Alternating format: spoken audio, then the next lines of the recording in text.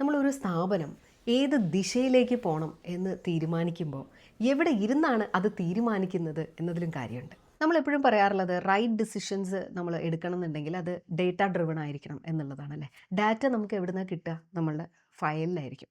അപ്പോൾ പലപ്പോഴും ഡിസിഷൻസ് എടുക്കാറുള്ളത് മീറ്റിംഗ് റൂമുകളിൽ വെച്ചിട്ടായിരിക്കും. ലീൻ മാനേജ്മെൻറ്റിൽ പറയുന്നത് നമ്മൾ മീറ്റിംഗ് റൂമിൽ തന്നെ ഇരുന്ന് ഡിസിഷൻ എടുക്കാതെ ഗംബയിലേക്ക് പോകണം എന്നുള്ളതാണ്. എന്താണ് ഗംബ അല്ലേ?